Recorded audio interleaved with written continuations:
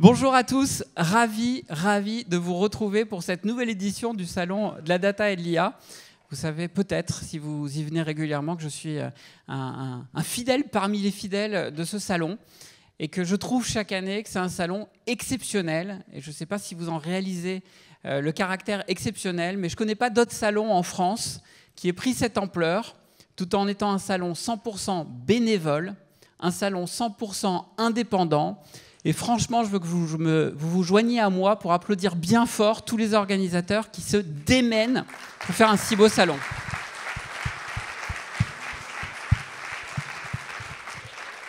Je crois qu'il faut commencer par là, quand même.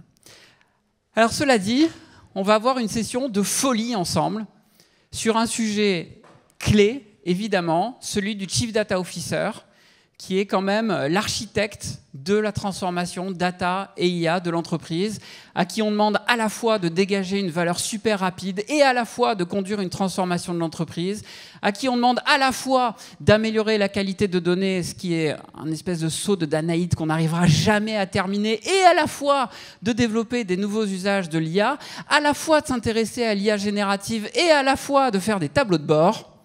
Donc je crois qu'on peut poser la question: est-ce que nos Chief Data Officers sont effectivement des super-héros ou des simples mortels? Et vous allez voir qu'on va en avoir 3 pour illustrer magnifiquement comment ils s'en sortent dans ces difficultés que je viens d'introduire, et on va en voir quelques autres. Je suis Mick Lévy, je suis directeur de la stratégie et de l'innovation chez Orange Business, dans une direction d'Orange Business qui s'appelle Digital Service.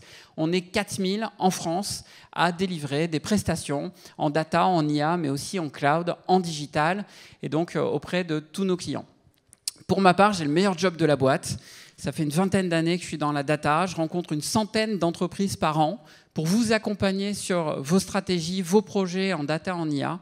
Et mon job est ensuite de vous en faire profiter. Donc j'anime des conférences, j'anime des podcasts, j'anime des webinars, des livres blancs et autres. Et donc je suis ravi de vous accompagner ce matin avec donc 3 Chief Data Officers qui vont tout bientôt nous rejoindre. Je vous propose d'ailleurs de les applaudir pour qu'ils nous rejoignent dès maintenant.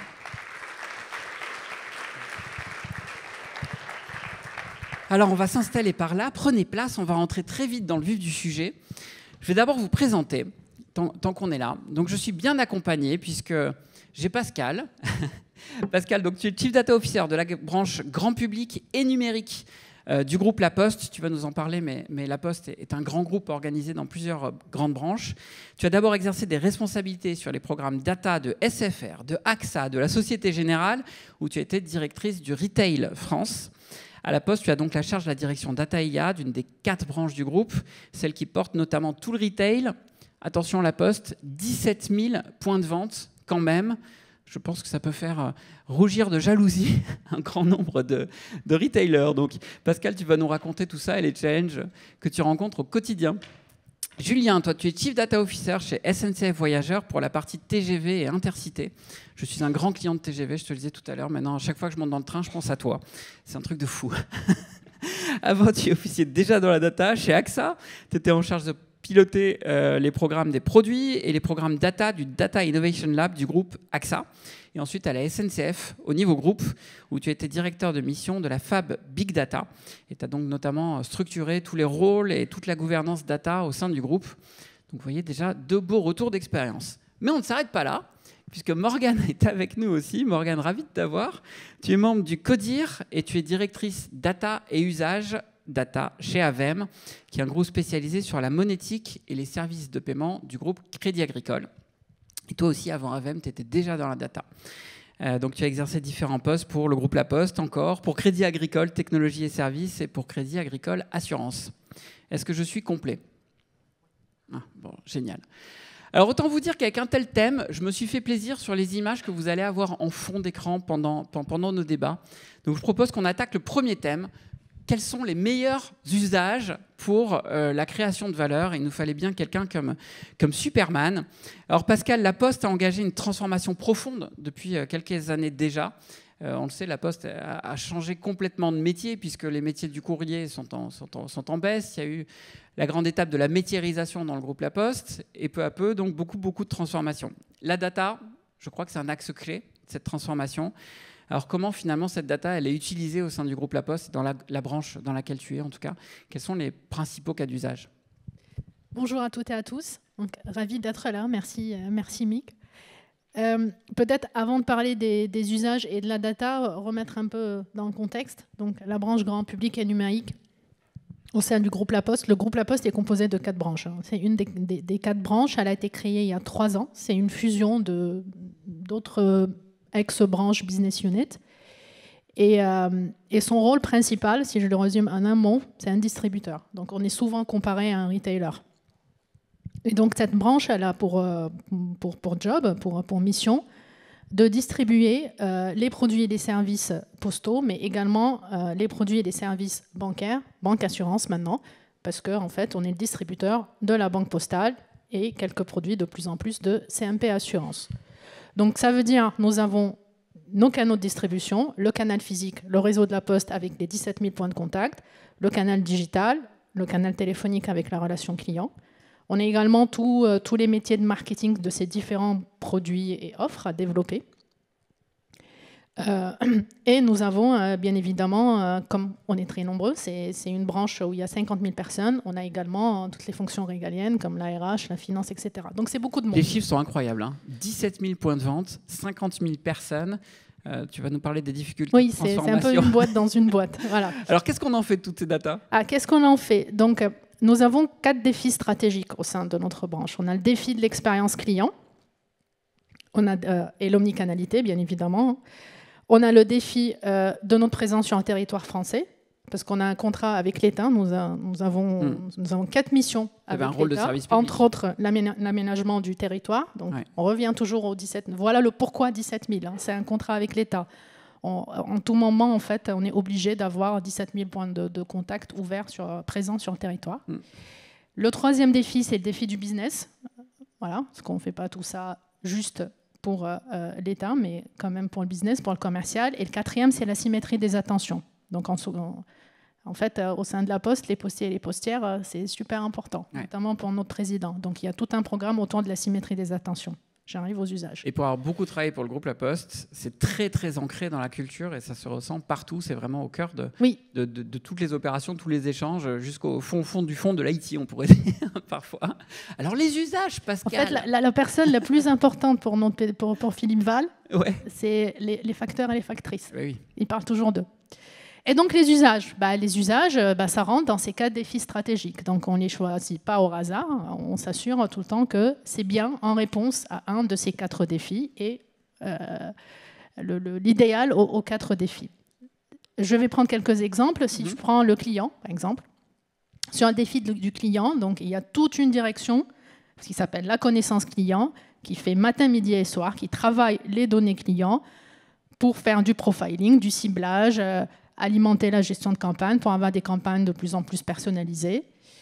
Nous avons également mis en place récemment un hub expérience client qui en fait capte et gère l'ensemble des données type satisfaction client, les enquêtes clients, etc. et qui analyse, et on a aussi l'IA par-dessus pour faire de l'analyse de verbatim, et qui analyse en fait toute cette masse d'informations sur, issue de la relation avec nos clients, toujours dans cet objectif d'amélioration de cette relation-là.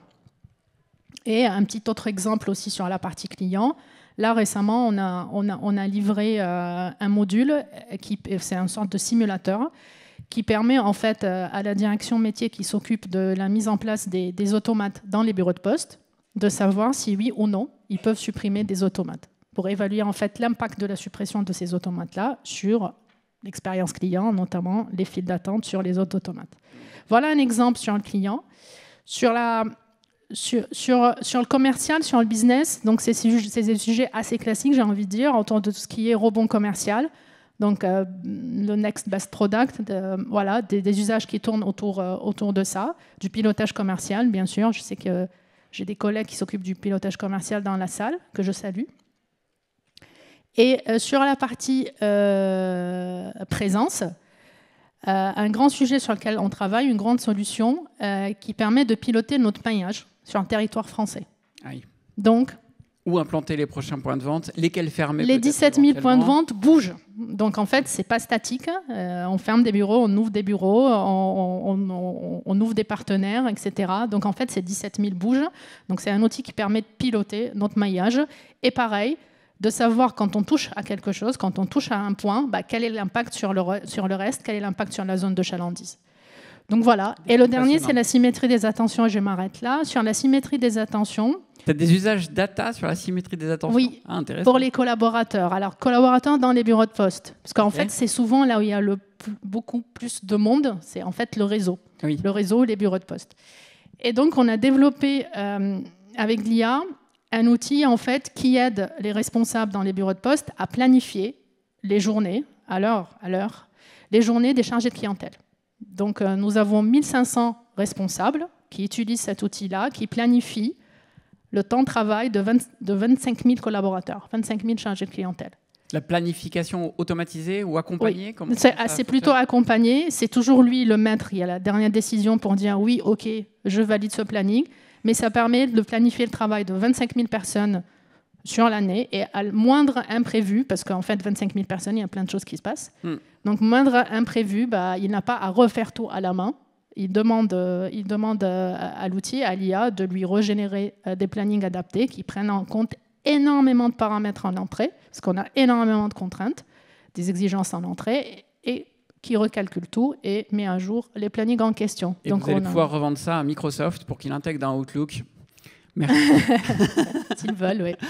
Alors, Julien, côté SNCF, vous devez avoir énormément de données. Je crois que vous êtes l'un des plus gros e-commerçants de France, d'ailleurs. Donc, il doit y avoir beaucoup de données sur les sites web, beaucoup de données peut-être qui remontent des trains, des usages aussi. Qu'est-ce qu'on en est fait de ces données? Là encore, première question, je crois qu'il faut démarrer par là. Quels en sont les usages principaux, finalement? Bonjour à toutes et à tous. Donc, merci aussi de m'inviter, de m'accueillir pour cette table ronde. Du coup, alors SNCF, alors déjà, je vais aussi un petit peu resituer. Donc, moi, je fais partie de la branche SNCF Voyageurs. Donc, à la différence de SNCF Réseau qui gère l'infrastructure ferroviaire, nous, on est concentré sur le voyage. Donc, on accompagne les voyageurs et on a aussi toute la partie transport de marchandises, par exemple. Donc, au sein de cette grosse entité qui va regrouper TER, Transilien, enfin différentes directions, effectivement, donc, moi, je travaille dans la branche TGV, Intercité, donc qui gère finalement toute la partie grande vitesse. La particularité de cette entité, c'est qu'elle pilote les bases de données clients et commerciales de la SNCF. Donc il y a de gros enjeux autour de ça. En premier lieu, le plus gros enjeu, c'était un enjeu RGPD au moment où cette législation sortait, et donc et de maîtriser la qualité de données pour la partie client. Donc beaucoup de sujets, un peu comme expliquait Pascal, autour de l'activation client, autour de la connaissance client, avec un gros programme qui a permis de créer des assets, des bases de données clients, dont un référentiel client unique, dont un compte client, un identifiant commun SNCF. Et donc tout ça a permis de consolider une plateforme Big Data client notamment, qui nous a permis d'adresser des cas d'usage autour de la façon de calibrer nos offres. Donc typiquement, un exemple, on a via ces analyses et clients, on a pu consolider des offres en lien avec le télétravail post-Covid, en analysant les besoins, les attentes, notamment des pros sur les déplacements, et on a pu sortir un abonnement en exploitant les données et en analysant tout ça. Donc ça, beaucoup de sujets autour de la connaissance client et beaucoup de travaux autour de ça, avec des équipes data regroupées qui travaillent sur l'analyse de la voix du client sur les réseaux sociaux et la satisfaction client. Oui. Et puis, on est allé de plus en plus aussi vers du croisement de données. On a un programme qui s'appelle Obsession Client. Donc finalement, l'objectif est de croiser les données de satisfaction client avec les données de production des trains. Pourquoi? Parce que souvent, il peut y avoir une insatisfaction client liée à des retards, etc. Mais il faut qu'on croise ce qu'on appelle, nous, la qualité perçue par le client avec la qualité produite. Qu'est-ce qui s'est réellement passé? Qu'est-ce qu'on a réellement observé? Et derrière, pouvoir piloter des plans d'action ciblés sur les retards, sur quelle ligne, à quel endroit, etc. Le confort des rames, le taux d'occupation des trains. Donc, toutes ces analyses-là qui nous permettent de bien cibler nos actions passe par le croisement de données. Alors, on pourra reparler du taux d'occupation des trains des Nantes-Paris. Tu me demandais tout à l'heure mon expérience. C'est à l'heure. Mais alors le taux d'occupation, quand même, c'est un peu violent en ce moment. Depuis le post-Covid, d'ailleurs. Et l'idée, c'est de dire, il y a des enquêtes de SAT, de satisfaction client, mais l'idée, c'est de prédire la satisfaction en lien avec ce qui est produit pour tout de suite avoir des gestes proactifs ou des compensations qui permettent de tempérer en fait l'insatisfaction qu'il peut y avoir liée à de la production industrielle qui, par essence, est complexe. Donc il y a ça, et puis peut-être un des gros enjeux qu'on a, et on l'évoquera peut-être un peu après, c'est la concurrence. Nous, le marché du ferroviaire est ouvert à la concurrence. Donc vous savez que par exemple sur Paris-Lyon, on a Trenitalia, qui est l'équivalent de la SNCF en Italie, et qui pénètre le marché français. Donc on doit partager les sillons, on doit partager les dessertes avec la concurrence. Donc ça nous pousse à être davantage réactifs, à mieux piloter notre business, à avoir une vision fine de ce qui se passe.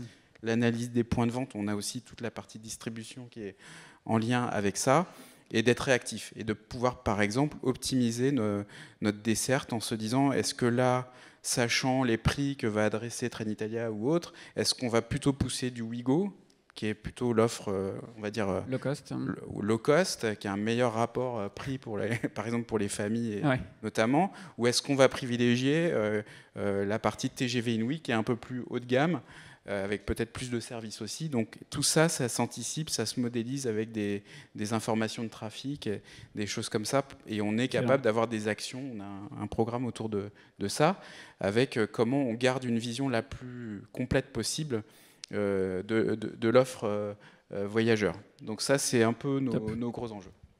Canon. Alors Morgane, contexte complètement différent. Donc toi, tu es dans le monde de la finance, de la monétique, du paiement en particulier. Là encore, même question. Tu peux peut-être nous resituer rapidement le contexte, mais quels sont les usages que vous avez les plus forts autour de la data? Merci Mick. Bonjour à tous.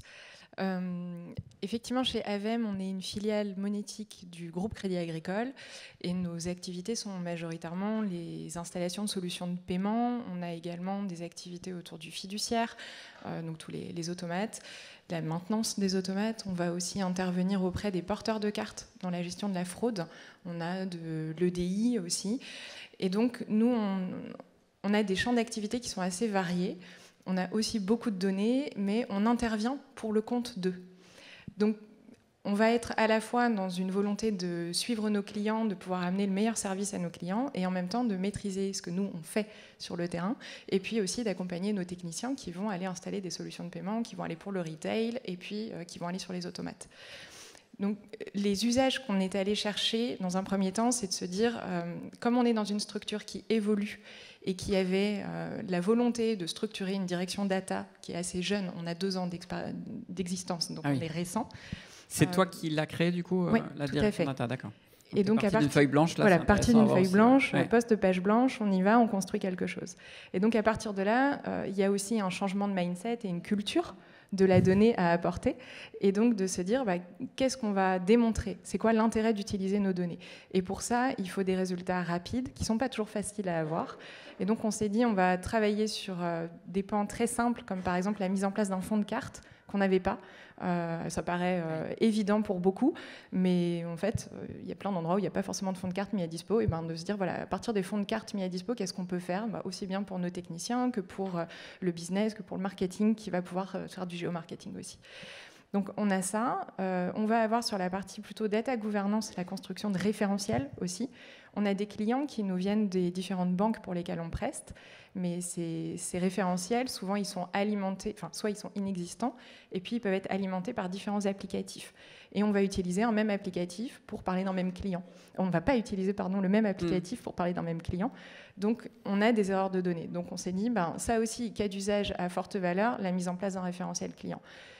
Et back to basics, comme on dit, déjà construire les grandes fondations qui vont permettre de bâtir ensuite des usages plus visible peut-être. Tout à fait. Moi, j'ai annoncé quand je suis arrivée, j'ai dit, j'ai beau avoir un prénom de fée ou de sorcière chez les Bretons, j'ai pas de baguette magique et je fais pas de paillettes. T'es Superman pourtant. Enfin, Superwoman. Peut-être. Mais voilà, t'as déjà mis en place ces fondamentaux basiques. du coup. Et puis le dernier point sur l'IA récemment, on s'est dit pareil sur l'IA, on va pas faire des choses révolutionnaires, on va aller sur des choses pragmatiques. Et nous, on a des plateaux d'appel qui sont là pour accompagner les porteurs de cartes. Des plateaux d'appel, il faut prévoir des volumétries d'appel. Et les volumétries d'appel, ça permet ensuite de gérer son capacitaire. Est-ce qu'on peut aider à ça ? Et c'était délicat parce que ça génère des appréhensions pour le métier, de se dire, OK, vous venez sur mon terrain avec de l'IA, OK, mais en fait, on vient là pour être un complément. Et ce complément, il ne vient pas challenger votre activité, il vient être un plus dans votre activité. Et on a réussi à démontrer qu'on permettait en fait, à ces personnes qui faisaient des prévisions de réduire de 75% leur temps passé à faire des prévisions. Et donc, tout ce temps récupéré, il est remis dans l'analyse sur des usages à forte valeur ajoutée qui nécessitent de l'humain. Impressionnant. À chaque fois qu'on arrive à avoir un chiffre marquant comme ça sur des usages data, ça marche d'autant mieux pour convaincre. Tout à fait. Alors, on va passer à la deuxième partie de notre échange autour de vos défis. Je vous laisse apprécier l'image que j'ai choisie pour illustrer les défis du Chief Data Officer et je vous laisse apprécier qui est le Chief Data Officer et qui est l'entreprise dans cette grande transformation. Question très rapide pour chacun de vous, pour vous situer. Quel est votre positionnement en tant que Chief Data Officer, votre attachement au sein de l'entreprise? Et question bonus, si vous étiez effectivement un super-héros, quel super-héros vous seriez? Mais ça, c'est la question surprise, on ne l'avait pas préparée. Qui veut commencer du coup? Je vais reprendre. Moi, je fais partie du CODIR, je suis rattachée au COMEX. Et je travaille avec un petit peu moins de 30 personnes dans tout ce qu'on appelle le premier cercle chez nous, qui est aussi constitué de directeurs. Et si je dois répondre à la question du super-héros, la super-héroïne, est-ce qu'on peut dire que Ulysse fait partie des super-héros? C'est ton choix. On accepte? Moi, ça me semble pas mal, Ulysse. Ulysse, très bien. Pourquoi Ulysse? C'est le voyage. Ouais, c'est vraiment le voyage et de se dire que des fois on a l'impression de partir longtemps, loin. Ah oui.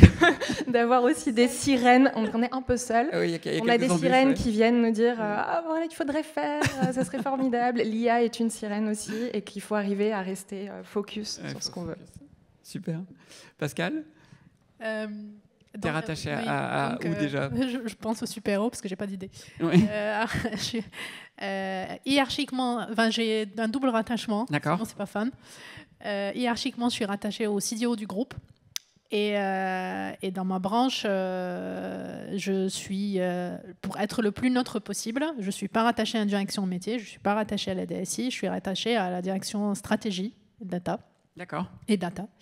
Donc voilà. Donc, dans vos deux entreprises, une grande proximité finalement avec la stratégie et un haut niveau décisionnaire dans l'entreprise. Et ta super-héroïne? Ouais, j'essaie d'esquiver. Joker, tu peux continuer à réfléchir si tu veux. Voilà. Julien? Alors, nous, on a créé une direction data au sein de SNCF TGV en 2019, donc un peu from scratch, mais intra-entreprise. Et on l'a rattaché à la direction marketing et commercial, donc complètement côté business, pour les raisons que j'évoquais de l'importance de la donnée client et de sa capacité à être activée. Donc là, la data, c'est clairement pour servir le business, voilà. Très clairement. Et on a regroupé dans cette même direction data, au fur et à mesure de sa construction, à la fois les équipes data analystes autour de la connaissance client et la partie analyse, avec aussi la fonction un peu régalienne de DPO, Data Protection Officer. Donc on mixe à la fois le côté RGPD, donc on appelle ça de la Smart Privacy, c'est-à-dire qu'on n'est pas là pour bloquer les cas d'usage, mais accompagner en pilotant par les risques. Oui. Donc, et ça, c'est aussi c'est un choix qu'on a fait, qui aurait pu être différent, mais en tout cas, je trouve que c'est quand même une force d'avoir regroupé ces compétences-là au sein d'une même direction. Et ton super-héros? Alors, j'ai réfléchi une minute, c'est pour ça que je passe en troisième. Alors moi, je me suis dit Shiva. Shiva parce que... Oh alors attends. Parce que des gens m'avaient un peu surnommé comme ça, sur le fait de toucher, d'être à plusieurs endroits en même temps et d'essayer de... Tu l'avais dit, on doit être un peu au four et au moulin pour accompagner la transfose, projeter dans les cas d'usage. Donc il y a le côté Shiva ok, excellent. me semble intéressant. Pascal, tu l'as entre-temps? Ouais, au pif comme ça, je dirais Wonder Woman. Ouais. C'est aussi inspiré de Ça ce me va que mes bien, collègues ont dit. Pareil, le côté un peu... Il faut que tu trouves des solutions miracles, etc. Ouais, T'es très fort. C'est ça. Bon, alors justement, on va passer aux solutions miracles et aux grands défis que vous rencontrez. Morgane, il y a un défi clé à chaque fois, c'est d'arriver à montrer la valeur. Et mine de rien, c'est pas si simple puisque c'est un rôle de transformation. Donc, comment montrer la valeur? Certaines entreprises tentent de calculer des ROI des initiatives data, mais on sait que c'est pas évident non plus. Comment tu t'y prends? Comment tu conduis cet enjeu de montrer de la valeur chez Avem? Alors même que tu as dû mettre en place les fondations en plus pour démarrer, comme tu le disais. Oui, et je rebondis sur le ROI. Je pense que c'est vraiment un sujet qu'on a du mal à expliquer, à mettre en avant et qui peut être assez angoissant. Déjà pour nous, CDO, de se dire oh là là, quand il va falloir que j'aille parler de ROI, je sais que je suis déjà mal barrée. Mais aussi, on se rend compte de la différence de maturité entre ce qui est attendu stratégiquement, parce que les habitudes de traiter de ROI, c'est bien normal, de travailler des investissements, et de se dire, mais d'un point de vue data, évaluer concrètement le ROI quand on ne maîtrise pas ces données proprement, quand la qualité, elle est franchement pas au rendez-vous, qu'extraire des données, ça prend du temps, qu'on ne sait pas combien de temps ça va prendre, qu'on est en plus dans des sujets de transformation agile. Vraiment, ce ROI, c'est hyper problématique. Et alors, comment tu le gères, du coup? Et aujourd'hui... On t'a demandé de calculer des ROI ou pas forcément? Ou comment tu gères montrer de la valeur, finalement? Quand tu es une direction qui démarre, que tu regardes de là où tu pars, de là où tu as envie, jusque là où tu as envie d'aller avec des ambitions, parce que je pense qu'un point commun du CDO, c'est d'avoir des très grandes ambitions, et peut-être trop parfois, ou en tout cas on nous le dit qu'on en a trop, mais forcément on sait qu'il va falloir venir avec ça. Donc cette notion de ROI, moi j'essaye plutôt d'aller poser la question à chaque fois, qu'est-ce qu'on veut aller chercher? Est-ce qu'on va se parler d'efficience en termes de productivité? Est-ce qu'on veut aller chercher du K-euro? Est-ce qu'on veut gagner en efficacité auprès des collabs? Et très souvent, je trouve que ces réponses-là, elles sont pas si simples. C'est-à-dire qu'on vient nous dire j'ai envie de faire ça, ok, mais en même temps il faut le faire à coût hyper maîtrisé, hyper contraint. Mais qu'est-ce qu'on veut aller chercher demain? Qu'est-ce qu'on va aller vendre? Donc du coup, il faut revenir à l'objectif qui n'est pas forcément que financier en termes de retour sur investissement au sens euro du terme. Oui, quoi. Et d'être capable vraiment, c'est ça, de dire que le ROI, il n'est pas que là. Il peut aussi être sur la sécurité, il peut aussi être sur l'image. Nous, on fait partie d'un groupe bancaire, donc on a aussi cette notion-là de réglementaire qui est fondamentale, de l'image qu'on va véhiculer, de l'utilisation des données pour nos clients, de s'assurer qu'il n'y ait pas de fuite. Donc le ROI, il est multiple. On ne va pas le chercher que sur du K-euro. Ouais. Après, moi, j'ai essayé de dire que les premières choses qu'il fallait qu'on adresse, c'était la gouvernance. La gouvernance de la donnée, et alors c'est en termes de sexy, on repassera, comme on dit. C'est pas marrant de poser des rôles, de poser des socles, mais je pense... C'est fastidieux, c'est un travail fastidieux. C'est de longue haleine, mais je pense que là, il y a un ROI qui arrive progressivement parce que, alors c'est pas un ROI financier à proprement parler, mais il y a un ROI dans la culture métier, l'appropriation métier, et je dirais que moi, mon plus beau ROI en 2 ans, c'est quand il y a les métiers qui viennent nous voir en disant au fait, côté data, on a besoin de vous. Tiens, j'ai un sujet sur mes processus. Ouais, et ça, c'est une des choses que j'ai essayé d'amener, c'est de dire la data, c'est pas un événement tout seul, c'est pas une information seule, elle est forcément contextualisée. Et la data, elle appartient à un processus métier. Et si on veut aller chercher du ROI, il faut le raccrocher à back to basic. Qu'est-ce qui rapporte? Et donc, c'est des processus qui rapportent. Toute action appartient à un processus. Ouais. La data, c'est pareil. Alors, j'ai un chiffre qui va peut-être t'aider et qui revient de façon tenace d'étude en étude. 30% du temps de l'ensemble des collaborateurs de l'entreprise est perdu à cause de problèmes de qualité de données, donc d'une absence d'une gouvernance assez forte. 30% de tout le temps de tous les collaborateurs, je crois qu'on ne le répétera jamais assez, la qualité de données, c'est un poison pour l'entreprise qui va s'insinuer, comme tu le dis, du coup, dans tous les processus, d'où cette importance de la gouvernance. On me dit qu'il faut accélérer, c'est bien entendu. Alors Pascal, on dit souvent, et on l'a dit plusieurs fois, le CDO a un rôle de transformation dans l'entreprise. Pour toi, c'est quoi cette transformation à accomplir et comment tu l'amènes finalement? Moi, je dois transformer notre branche en data-driven. C'est ce qu'on me dit. Ce qu'on me demande de faire. Ça veut dire quoi? Voilà, ça veut dire quoi? Parce qu'une fois on a dit data-driven, oui, ça veut dire quoi? La phrase qui vient juste après, c'est la data est l'affaire de tous. Ah ouais, j'aime bien celle-là. Là aussi. Ouais. Et donc, un peu des lieux communs comme ça, où chaque entreprise en fait ce qu'il veut, mais il faut quand même arriver à y donner quelque chose de concret derrière. De concret.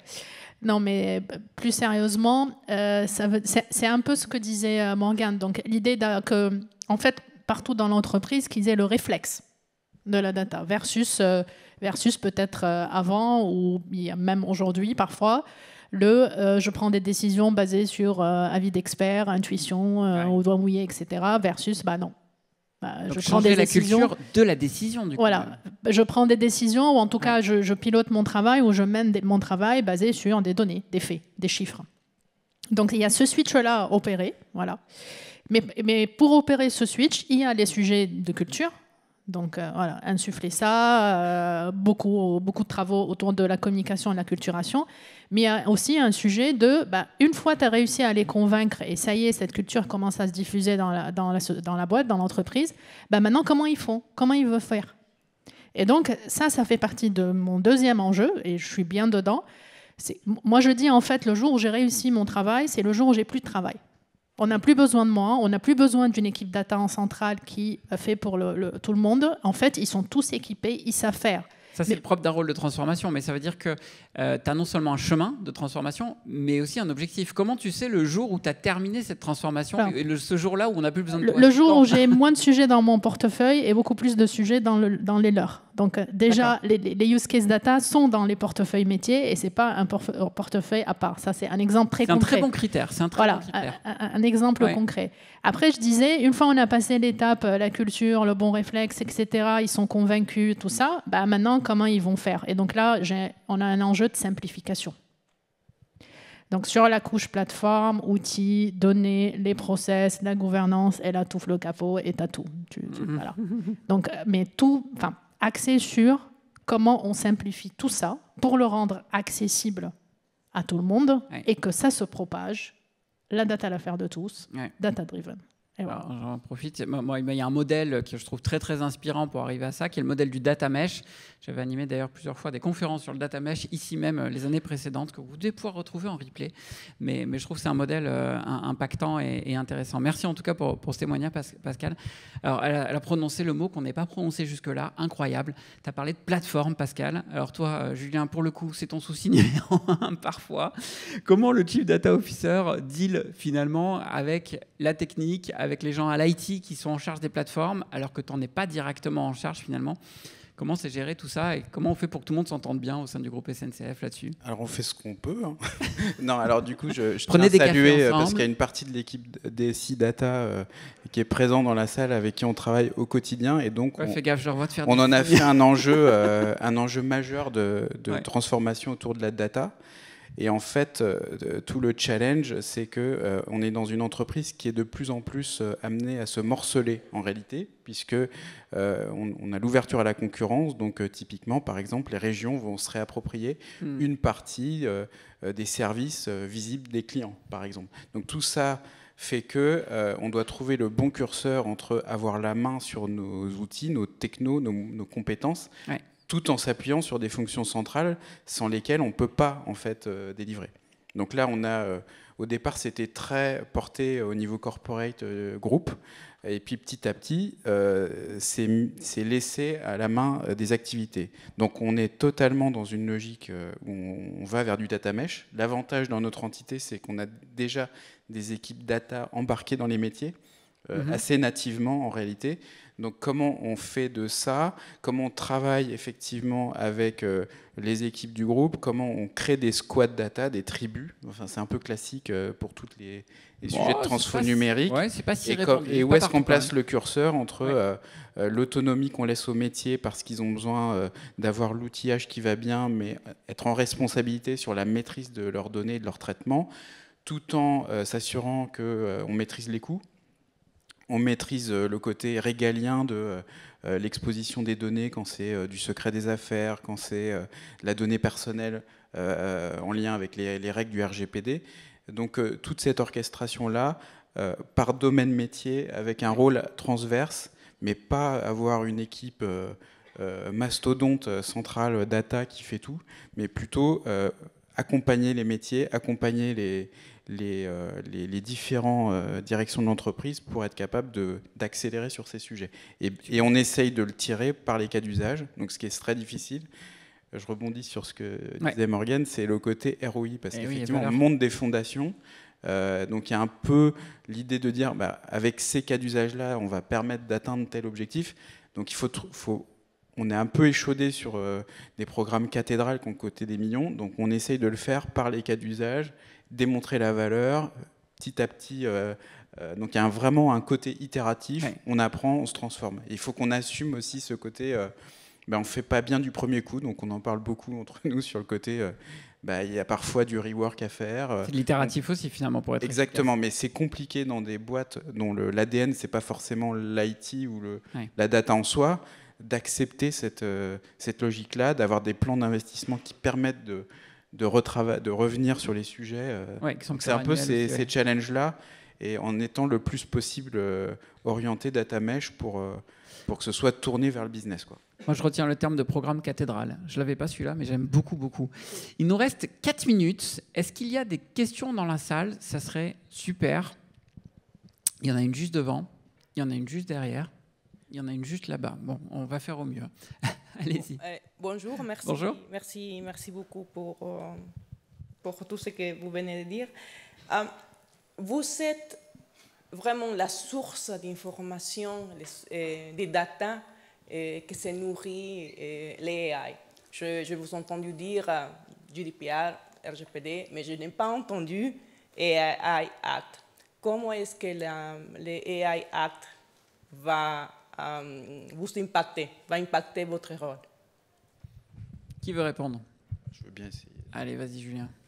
Alors, l'IA Act, c'est quand même quelque chose qui est assez émergent, qui n'est pas encore une loi qui est sortie, une directive. Donc nous, on a par exemple à la SNCF une direction de l'éthique qui travaille sur comment c'est à projeter, qu'est-ce que ça va vouloir dire.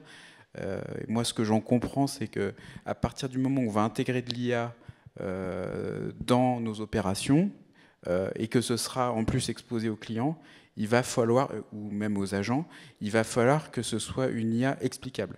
Donc ça ne peut pas être une black box. Il faudra que avant de taguer un projet IA pur, il va falloir bien regarder tout ce qu'il va falloir mettre en place pour être compatible demain avec cette législation qui obligera à une grande transparence. Donc il y aura un portefeuille de projets à piloter sur l'IA. Ouais.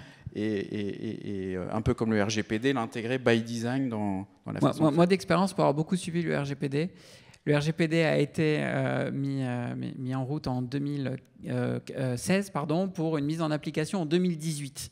Et entre 2016 et 2018, j'ai incité toutes les entreprises à s'y mettre en disant « il faut se préparer, il faut se préparer ». Et c'est en 2018 et 2019 qu'on a eu énormément de projets du RGPD. J'espère qu'il ne se passera pas la même chose avec les AI Act et qu'il y aura cette phase de préparation qui se fera bien dans les entreprises.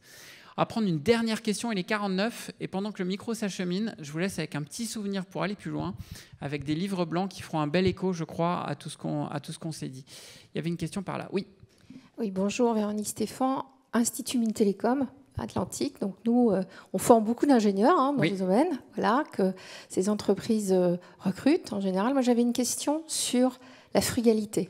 Vous avez la transparence, la frugalité. Vous n'avez pas du tout abordé la question de comment vous gérez la masse de données que vos entreprises génèrent et comment vous approchez cette question de la frugalité et de la conception. En termes d'impact environnemental. Voilà, l'impact environnemental derrière qui va être également un enjeu majeur et qu'il est déjà. Quel super-héros veut répondre ? Moi, je veux bien répondre. Effectivement, le sujet de la volumétrie de données, c'est extrêmement important. Moi, j'y suis sensible personnellement et avec les équipes, on y est aussi. Je vous recommande un des livres de Guillaume Pitron, dans lequel vous avez toute la représentation de si on imaginait qu'un octet, c'était une goutte d'eau. Ça vous laisse imaginer votre volumétrie de données. Chez nous, ça serait 27 piscines olympiques.